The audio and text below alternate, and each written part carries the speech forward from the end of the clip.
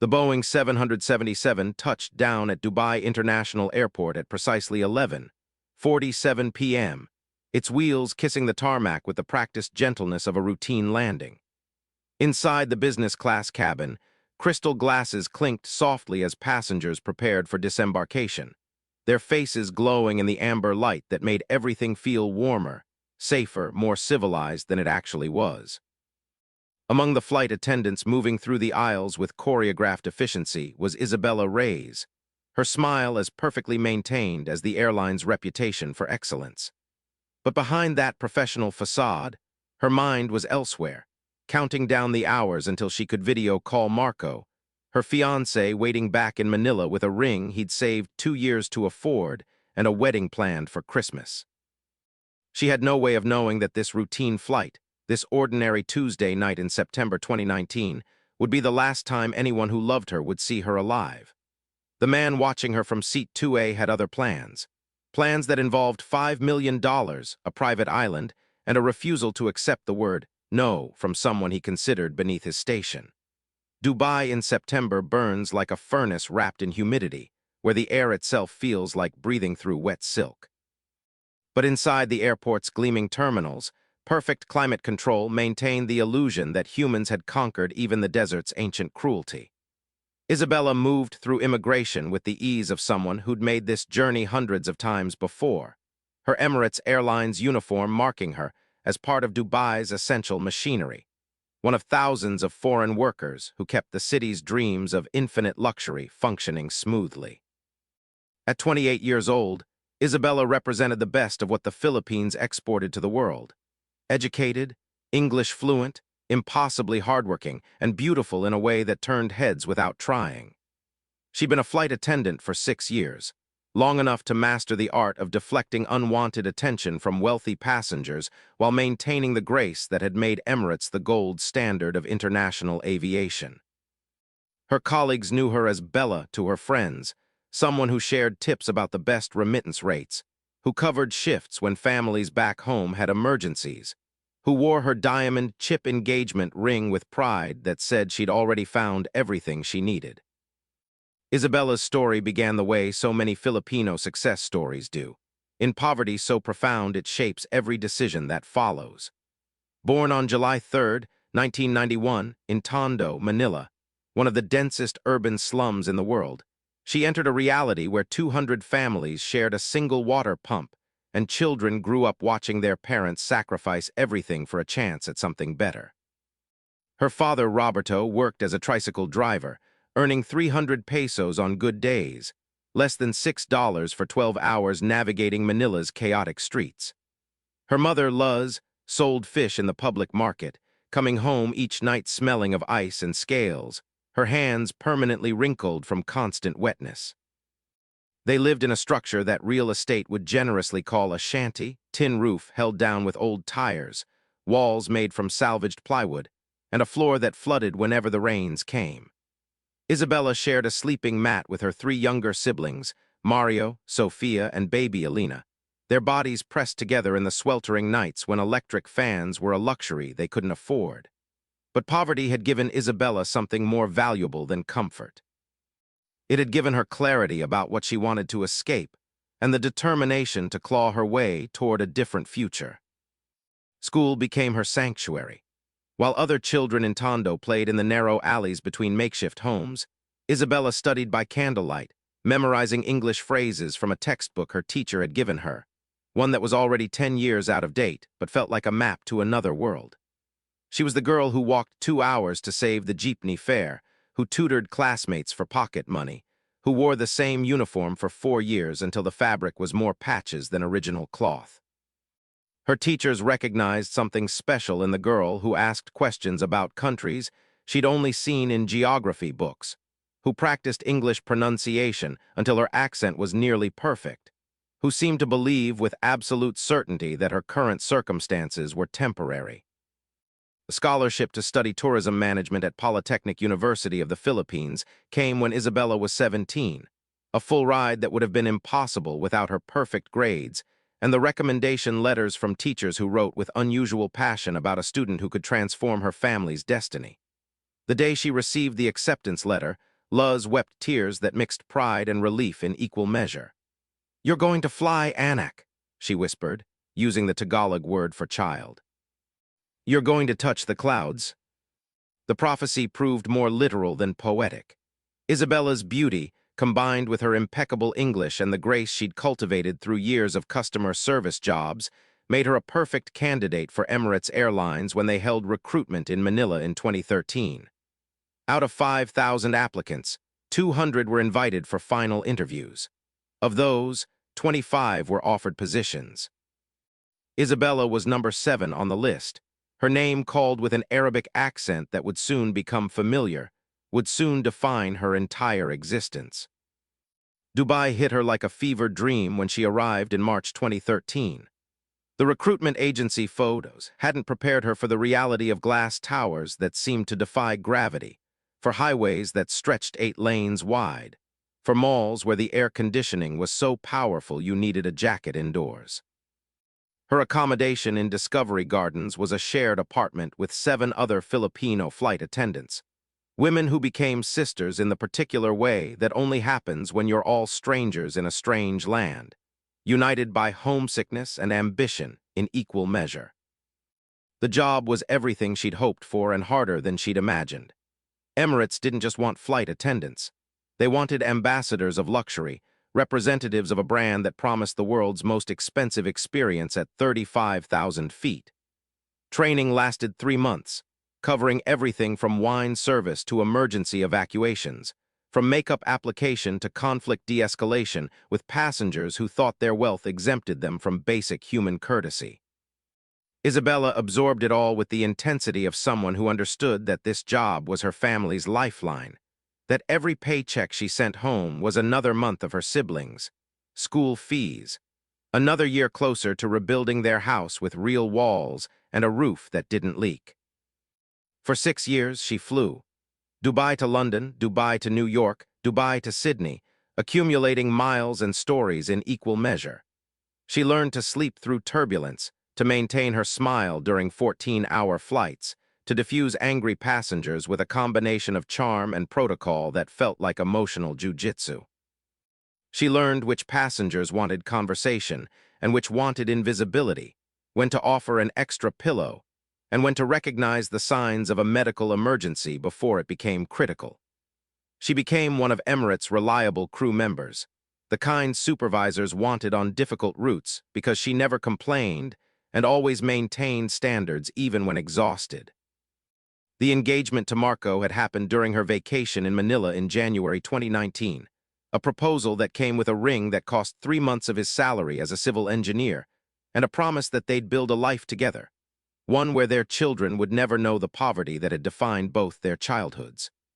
Marco was safe, kind, from a family as poor as her own, someone who understood the mathematics of sacrifice and wouldn't resent her career or the time she spent away. They'd known each other since college, had dated on and off for 7 years, and their engagement felt less like passion and more like a sensible decision between 2 practical people who'd seen what happened when emotions overruled logic. The wedding was planned for December 24th, 2019, Christmas Eve, at the small Catholic church where Isabella had been baptized. Her mother was already sewing her wedding dress by hand, ivory fabric purchased meter by meter as money allowed. Her father had started saving for the reception, even though it would be modest by any standard, just family and close friends, lechon roasted in the neighborhood and a cake from the local bakery. Isabella had exactly 96 days left as a single woman. She was counting down with the kind of focused determination that had characterized her entire life. She had no idea that another man had already begun counting something else entirely, the hours until he could make her an offer she supposedly couldn't refuse. Sheikh Khalid bin Abdullah al-Rashid did not consider himself a predator.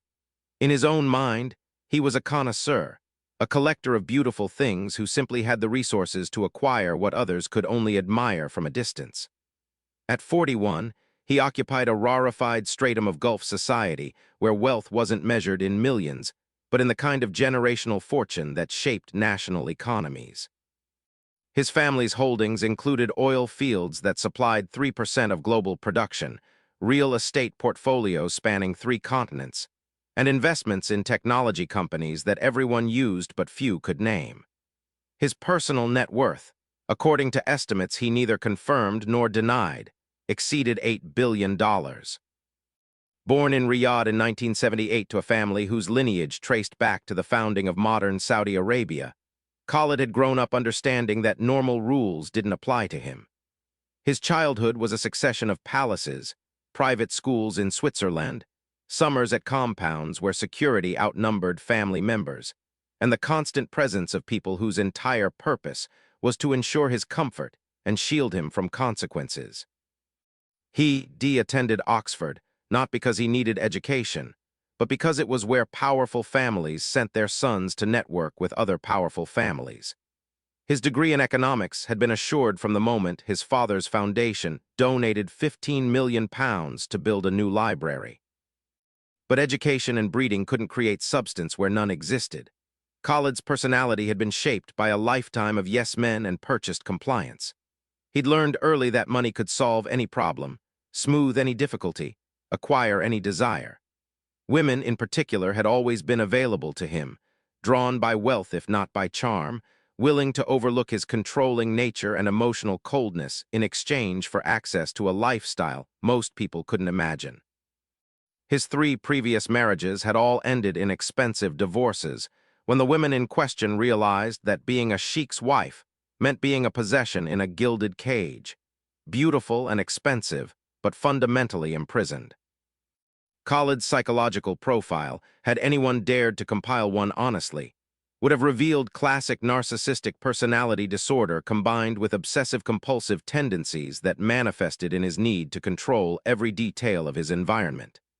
He collected rare cars, vintage watches, Arabian horses, and contemporary art with the same clinical detachment he applied to romantic relationships. Each acquisition was researched exhaustively, pursued relentlessly, and then displayed as proof of his superior taste and unlimited resources. The thrill wasn't in the having, it was in the getting, in the transformation of something independent into something owned. His interest in flight attendants wasn't unusual among wealthy Gulf men who spent significant time traveling. These women represented a particular fantasy, beautiful, service-oriented, temporarily trapped in an enclosed space where social hierarchies were both visible and uncrossable. They were professional, which made their attention feel earned rather than purchased, and they were almost always from developing countries, which created a power dynamic that men like Khalid found intoxicating. He'd had brief affairs with several over the years, relationships that followed a predictable pattern of lavish gifts, exotic trips, promises of a different life, and then disposal once the novelty faded or the woman in question started making demands that threatened his autonomy. But Isabella was different, and the difference is what made her dangerous. She was the first woman in years who seemed genuinely immune to his attention, who treated his first-class ticket as just another seat to service, who responded to his compliments with professional politeness that created distance rather than intimacy. During his first flight with her on the crew, Dubai to London in July 2019, he'd watched her move through the cabin with the particular grace that comes from years of practice, noticing how she laughed with elderly passengers and calmed anxious children, how her smile seemed authentic rather than performed. When he tried to engage her in conversation beyond the standard service interactions, she'd been courteous but brief, her attention already moving to the next passenger, the next task. The rejection, minor as it was, had hooked him completely. For a man accustomed to immediate gratification, Isabella's indifference became an obsession. He began booking flights specifically when crew rosters indicated she'd be working, a detail his personal assistant acquired through contacts at Emirates who understood that wealthy passengers' preferences were to be accommodated without question. He started documenting her patterns, noting which routes she flew most frequently, when her days off fell, even gathering information about her living situation through channels that would have been called stalking if he'd been anyone other than a billionaire sheikh.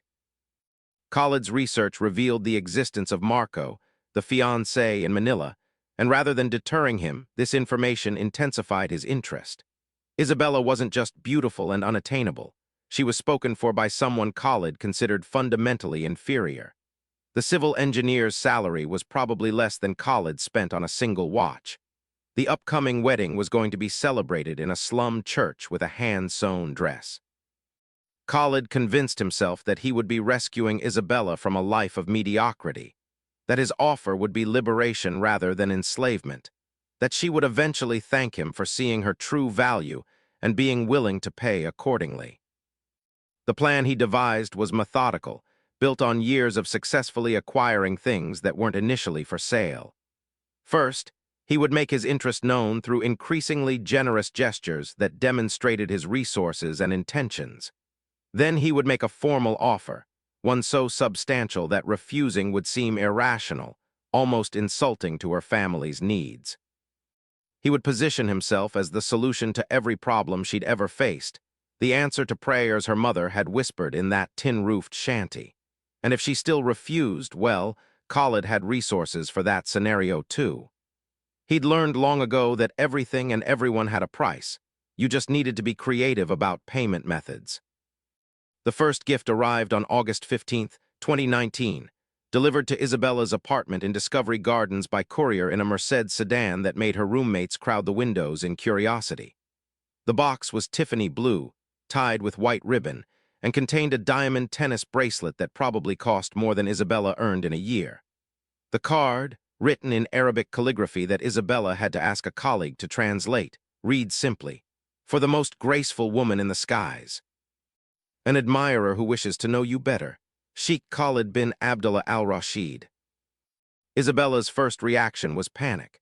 She'd been trained extensively on how to handle passenger attention, but gifts from ultra-wealthy passengers occupied a gray area in airline policy. Small tokens of appreciation were acceptable. Expensive jewelry crossed multiple ethical and legal lines. She reported it immediately to her supervisor, a Lebanese woman named Nadia who'd spent 15 years navigating the complex dynamics of Gulf aviation. Nadia's advice was diplomatic but clear.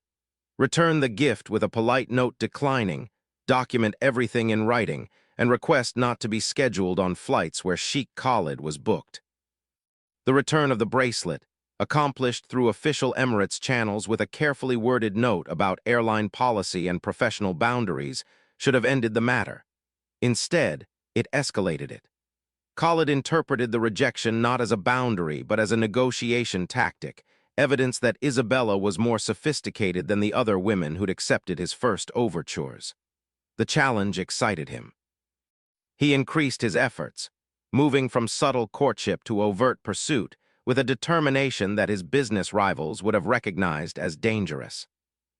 September brought a flood of attention that Isabella couldn't deflect through official channels alone. Flowers arrived at her apartment weekly, always exotic and expensive, orchids and roses that must have been flown in daily to maintain their perfection.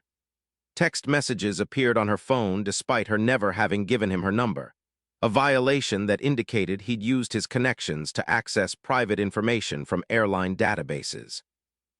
The messages were initially respectful, complimenting her grace and beauty, expressing a desire to have dinner when she returned to Dubai, suggesting that she was too exceptional to waste her beauty on economy-class passengers and middle-class fiancés. When she didn't respond, the tone shifted. Khalid began mentioning specific details about her life that he shouldn't have known.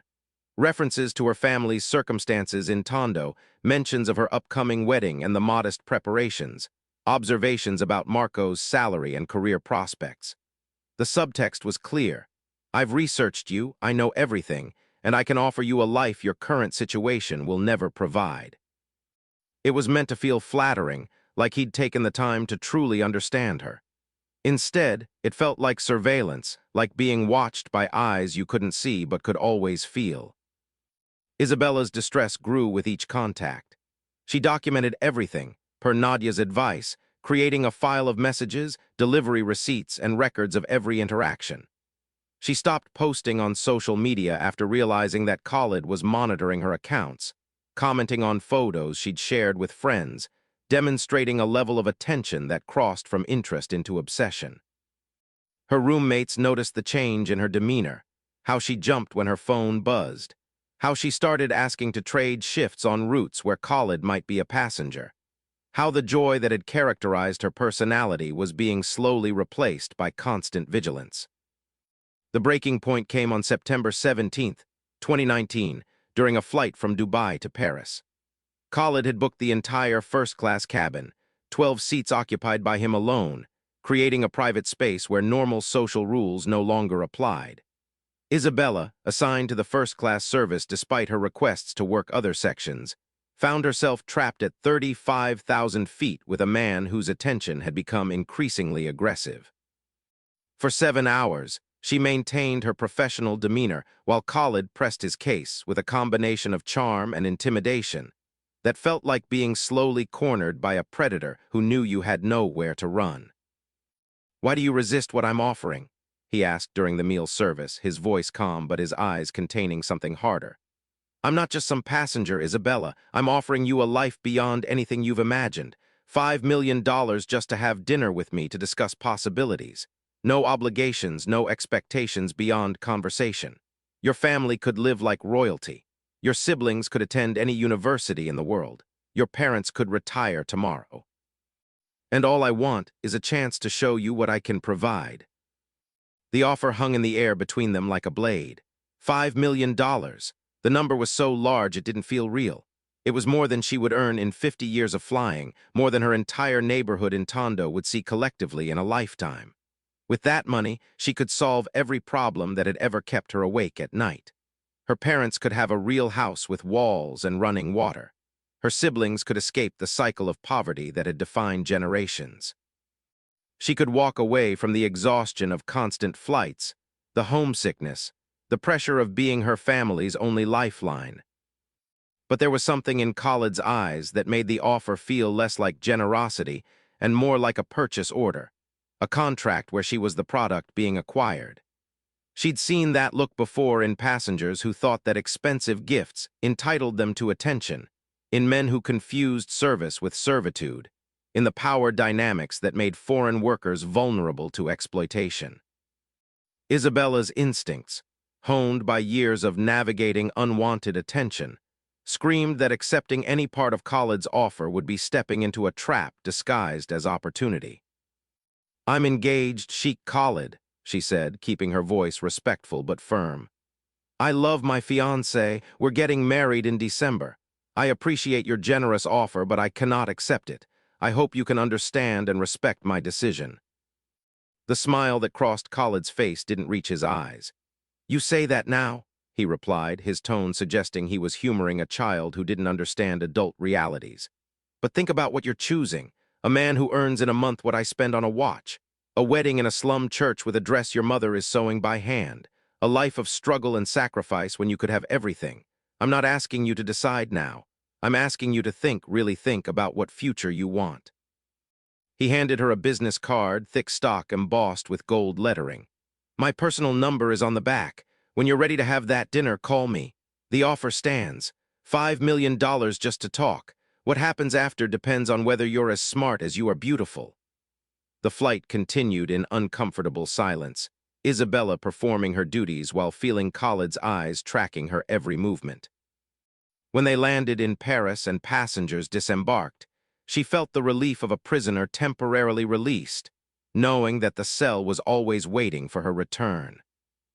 The next week brought an escalation that transformed Khalid's pursuit from uncomfortable into frightening.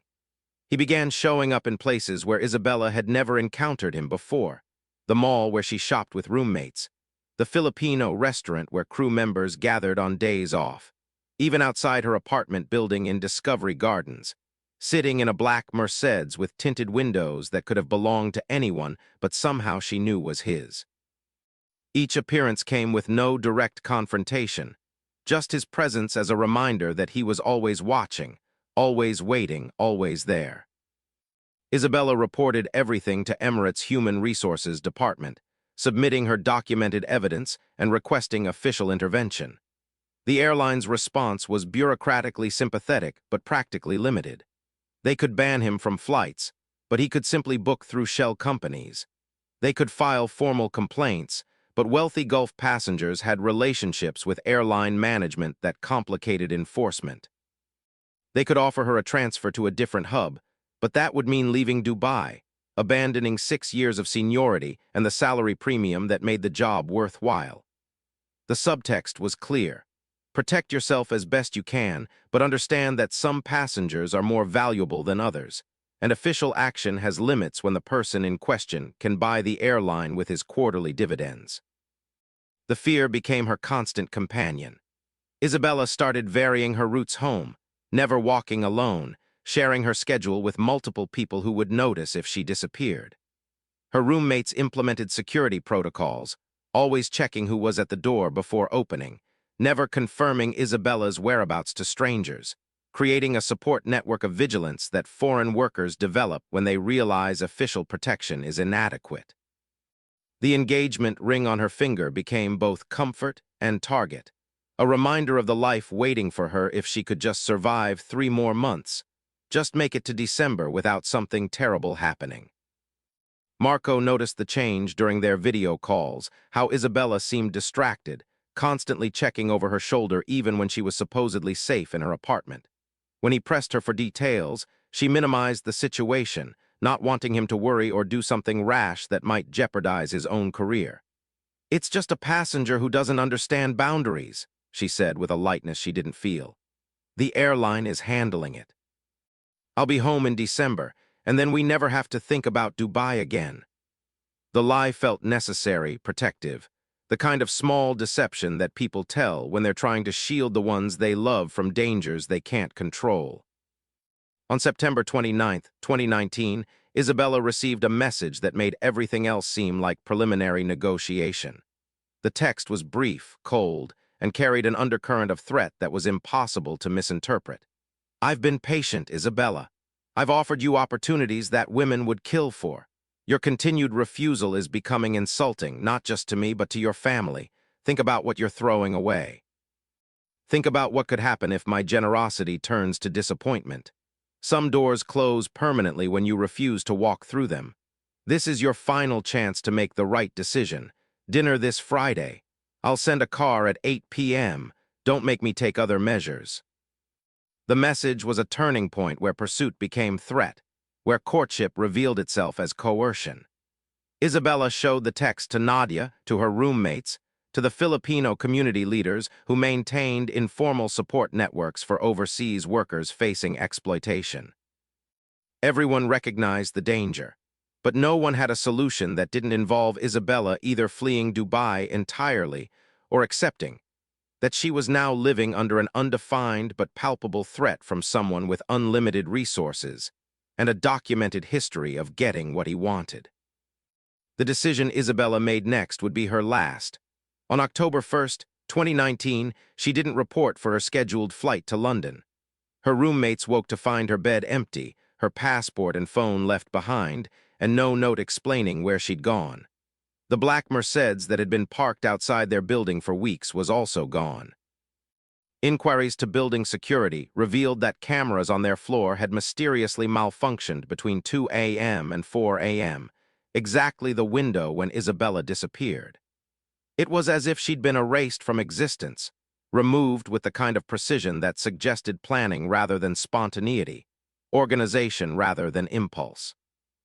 The investigation that followed revealed the terrifying ease with which people can vanish in a city built on foreign labor and wealthy impunity. Dubai police accepted the missing person report with bureaucratic efficiency, but their efforts were hampered by Isabella's status as a foreign worker, someone whose disappearance didn't carry the same urgency as an Emirati citizen or Western expatriate. The initial theory was that she'd fled voluntarily, perhaps overwhelmed by debt or romantic complications, a narrative that allowed authorities to classify the case as low priority rather than potential crime. But her roommates knew better, and the Filipino community mobilized with the desperation of people who understood that their own safety depended on not letting one of their own disappear without consequence. They contacted the Philippine embassy, which pressured Dubai police to take the case more seriously. They shared Isabella's documentation of Khalid's harassment with journalists who specialized in covering exploitation of migrant workers. They created social media campaigns with the hashtag Find Isabella that spread through Filipino networks worldwide, generating the kind of international attention that Dubai's image-conscious leadership found uncomfortable. The investigation into Sheikh Khalid bin Abdullah al-Rashid became a test of whether Dubai's justice system could hold its most powerful citizens accountable or whether wealth continued to provide immunity. Detectives who examined Isabella's apartment found her detailed records of Khalid's pursuit, the threatening messages, the documentation of his escalating behavior. Phone records showed multiple calls from Khalid's personal assistant to Isabella's number in the days before her disappearance. Security footage from Discovery Gardens, once authorities obtained it through official channels, showed a black Mercedes matching Khalid's vehicle registry parked outside the night Isabella vanished. But Khalid's initial response to police inquiries was protected by layers of legal representation and diplomatic immunity that his family's status provided. His lawyers claimed that their client had admired Isabella from a distance, had made generous offers that were refused, but had never acted inappropriately or illegally. The gifts were expressions of appreciation, not coercion. The messages were romantic overtures, not threats. His presence near her apartment was coincidental, as he owned property in the same development. The suggestion that he had anything to do with her disappearance was defamatory, insulting to his family name, and legally actionable against anyone making such claims publicly. The case might have died there, buried under legal maneuvers and insufficient evidence, if not for a break that came from an unexpected source. Khalid's personal driver, an Indian man named Raj Kumar who'd worked for the Sheikh for 8 years, came forward with information that would crack the case open. Raj's decision to speak was motivated by conscience, fear, and the promise of witness protection that might save him from retaliation. What he told investigators painted a picture of a crime that had been planned with disturbing care. According to Raj's testimony, Khalid had become increasingly agitated in the days before Isabella's disappearance, raging about disrespect and ingratitude, making statements that suggested he was planning to teach her a lesson about refusing his generosity.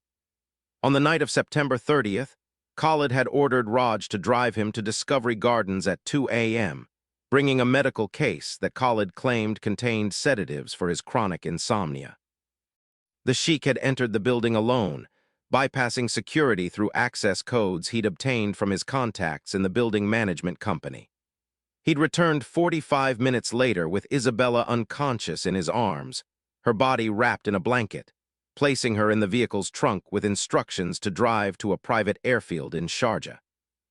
Raj's account described how Khalid had loaded Isabella onto his private jet, a Gulfstream G650 registered to a shell company in the Cayman Islands. The flight plan filed that morning showed a destination of Jeddah, Saudi Arabia, but Raj had overheard Khalid speaking to someone about a private island off the coast of Yemen, property that Khalid owned through family connections, and which was effectively beyond any law enforcement jurisdiction. The implication was chilling. Isabella hadn't just been abducted from Dubai. She'd been transported to a location where she could be held indefinitely with no possibility of rescue or detection. The geopolitical complications of this revelation threatened to derail justice entirely. If Isabella was being held in Yemen, a country torn apart by civil war and humanitarian crisis, her rescue would require international cooperation that seemed impossible to coordinate. If she was in Saudi Arabia, Dubai's diplomatic relations with the kingdom made it unlikely that authorities would pursue an investigation that might embarrass a prominent Saudi family. The machinery of wealth and power that had enabled Khalid's crimes now worked to protect him from consequences, creating legal and practical barriers that seemed insurmountable. But the pressure from international human rights organizations, journalists covering the case, and the Filipino government demanding answers created a situation where Dubai's leadership faced a choice between protecting one wealthy citizen and maintaining their carefully cultivated reputation as a safe, law-abiding destination for foreign workers and international business. The decision was made at the highest levels. The investigation would continue, Diplomatic protocols would be engaged with Saudi and Yemeni authorities, and Sheikh Khalid bin Abdullah al-Rashid would be detained for questioning despite his family's protests. The interrogation of Khalid revealed a man whose disconnect from reality was almost pathological. He insisted that he'd done nothing wrong, that Isabella had agreed to accompany him, that the relationship had become consensual once she understood the opportunities he was offering. When presented with evidence of her resistance and fear, he dismissed it as temporary confusion, claiming she would eventually thank him for saving her from a life of poverty. His descriptions of his plans for Isabella oscillated between romantic fantasy and chilling possessiveness, speaking of how he would educate her in the lifestyle she deserved, how she would learn to appreciate his generosity, how her resistance was just the influence of small-minded people who couldn't understand their connection. The rescue operation that finally located Isabella took place on November 3, 2019, 5 weeks after her disappearance. A joint task force including Dubai police, Interpol, and private security contractors hired by the Philippine government tracked her to a compound on Socotra Island off the Yemen coast, a property that Khalid owned through shell companies and used for private retreats beyond the reach of oversight. The operation was conducted with military precision, using intelligence gathered from Khalid's financial records, phone data, and Raj's testimony to pinpoint the exact location. What they found when they breached the compound became evidence in what would be one of the most high-profile kidnapping cases in Gulf history. Isabella was being held in a suite that was paradoxically luxurious and horrifying, designer furnishings in a locked room, gourmet meals served by staff who'd been instructed to treat her as a guest, while ensuring she remained captive. Medical records kept by a doctor on Khalid's payroll showed that she'd been kept sedated for the first week, then monitored constantly to prevent escape or self-harm. The psychological torture was methodical. Khalid would visit regularly, continuing his courtship as if her captivity was an extended date rather than a crime, speaking about their future together while ignoring her tears and pleas to be released. The psychological damage would take years to heal, if it ever did completely. Isabella was emaciated, traumatized, suffering from PTSD that manifested in nightmares and panic attacks. But she was alive. The rescue operation had succeeded where many observers thought it would fail, pulling her from a situation that could have ended with her disappearing permanently into a system designed to make foreign workers invisible and expendable. The trial of Sheikh Khalid bin Abdullah al-Rashid became international news, a test case for whether Gulf justice systems would hold their elite accountable for crimes against foreign workers. His defense team, a coalition of the region's most expensive lawyers, attempted every strategy available, challenging jurisdiction, claiming diplomatic immunity, questioning evidence collection procedures, painting Isabella as a willing participant who'd accepted gifts, and then fabricated abduction claims. But the evidence was overwhelming. Raj's testimony, the security footage, the records from Socotra Island, and most damningly, Isabella's own account delivered in testimony that left the courtroom silent with its detailed horror of 5 weeks held captive by a man who'd confused obsession with love and coercion with courtship. The verdict came in February 2020, guilty on all charges including kidnapping, human trafficking, false imprisonment, and multiple violations of UAE laws protecting foreign workers. The sentence was 25 years in prison without possibility of parole, plus mandatory forfeiture of $50 million to be distributed among organizations supporting migrant worker protection. The judgment included language that seemed directed beyond this single case, establishing precedent that wealth and status would no longer shield criminals from accountability, that Dubai was serious about protecting the foreign workers who comprised 90% of its population. Khalid's family appealed, of course, deploying legal resources that could have bankrupted small nations. But the international attention meant that the case couldn't be quietly buried or resolved through behind-the-scenes negotiations. The appeals were rejected at every level, the sentence affirmed, and Sheikh Khalid bin Abdullah al-Rashid was transferred to a facility where his wealth could buy some comforts but not freedom, where his name commanded no special treatment, where he would spend decades contemplating the difference between desire and entitlement. Isabella returned to the Philippines in March 2020, just as the global pandemic was beginning to close borders and trap people in places they never intended to stay. Her wedding to Marco was postponed indefinitely, not because of love lost, but because of trauma that needed processing before she could fully return to the person she'd been before Khalid's obsession had derailed her life. Her family surrounded her with the kind of fierce, protective love that had sustained them through generations of poverty, and this time, through the darkest chapter any of them had survived. She never returned to flying. The thought of being trapped at 35,000 feet with strangers whose wealth gave them a sense of entitlement made her chest tight with panic. Instead, she became an advocate for migrant worker rights, using her story to push for stronger protections, better enforcement, and international cooperation to prevent similar cases. Her testimony before the Philippine Congress led to new requirements for recruitment agencies and protections for Filipino workers abroad. Her interviews with international media put a human face on statistics about labor exploitation and violence against foreign workers in the Gulf.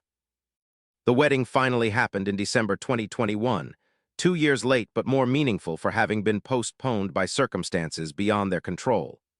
Isabella wore the hand-sewn dress her mother had made, exchanged vows in the small church where she'd been baptized, and celebrated with neighbors who'd known her family for generations.